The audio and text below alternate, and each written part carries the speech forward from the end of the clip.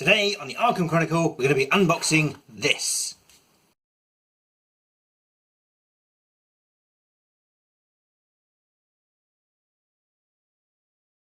Carnevale of Horrors is a standalone scenario pack for the Arkham Horror living card game.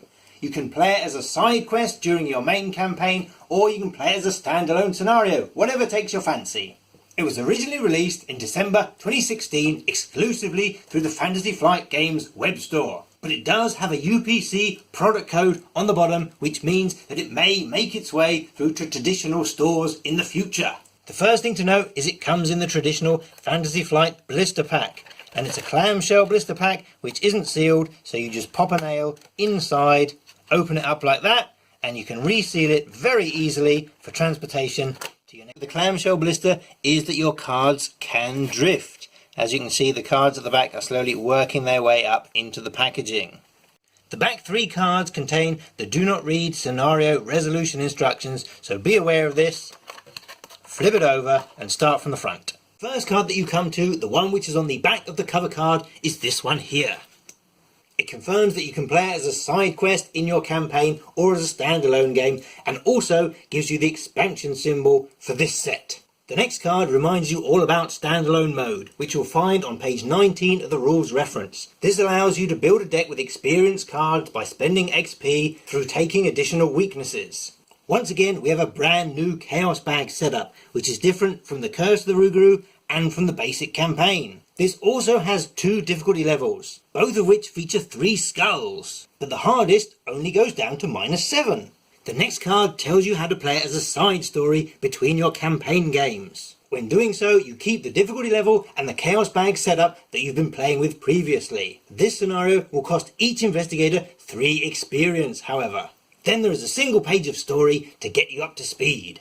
And finally, the setup instruction card, which does look a little bit simpler than the Curse of the Rougarou. The first point to note is that there is only one encounter set symbol, so you aren't going to be having to pull apart separate encounter decks. There are also 3 act and agenda cards, making it very similar to the first Night of the Zealot scenario. Then we have the scenario reference card with its 2 sides, easy and standard on the one side, oh my gosh on the other side. There are 9 location cards, and setup tells you to remove one from the game. So there is a tiny aspect of replayability here, but not as much as Curse of the Rougarou. The game is packed full of wonderful thematic artwork. Because of the design of the scenario, the game is jam-packed full of story assets, some of which you might even get to take away. You've probably already read in the product description that this uses a different movement system, so the location cards don't have any symbols on, which is great if you've got poor eyesight and can't make out the tiny little colours and symbols. There are some additional clarifications here about how to set up and how to do the movement, which we'll go through in our forthcoming setup video. It gets you to set up the locations in a circle, and if you don't know what a circle is, there is a handy picture on page number 7.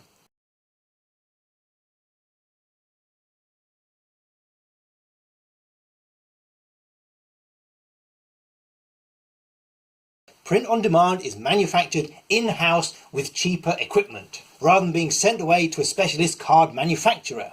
The first thing you're going to want to look out for on a POD product is miscutting. We've got an act and agenda card here. As you can see, the card on the left here has plenty of space underneath. There's plenty of black border underneath the writing here, underneath the numbers and the expansion symbol. Everything is nice and clear and easy to read. The card on the right, however, has been cut very high. As you can see, the numbers are almost chopped off. The illustrator's name is almost chopped off, and we're losing the base of the expansion symbol. It's still perfectly usable, but it is still an imperfection.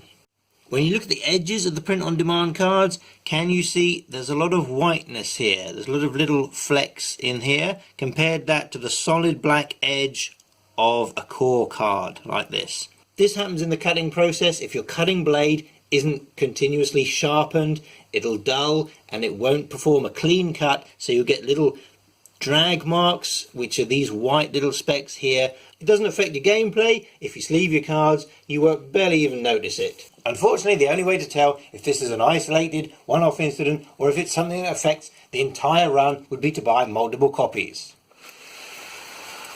See, card 5 is cut close on all of them, but there is a variation. Up at the top here, you've got one here which does have a pronounced border all the way around the text and the iconography, and the first one we started with here has clear chopping off of the text and the little expansion symbol there. Same batch, they'll generally suffer from the same faults, but there is a variation. As you can see, the one on the left here has the largest degree of feathering, the whitening of the edges, whereas the one on the right here has cleaner, blacker edges.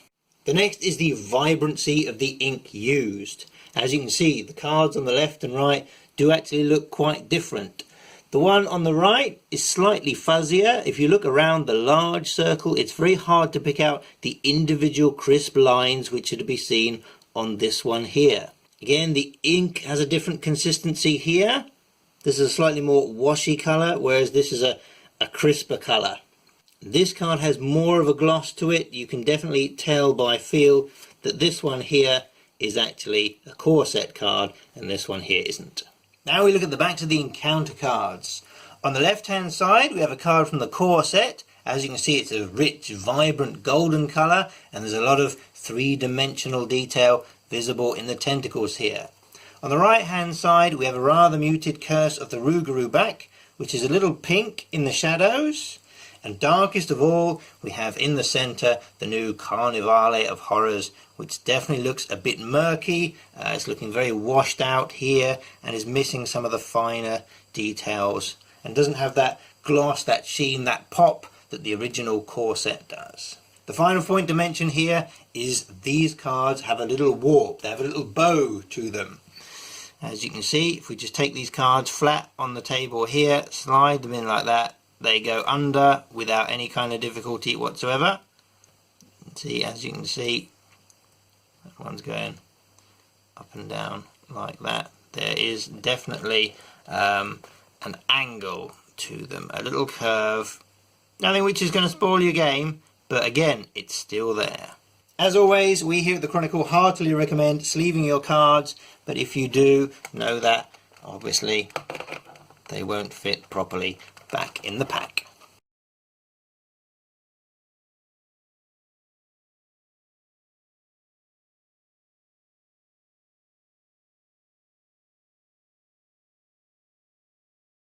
And in what has fast become an Arkham Horror living card game tradition, there is another crazy lady NPC. She's gonna play her back! Thank you, Lita.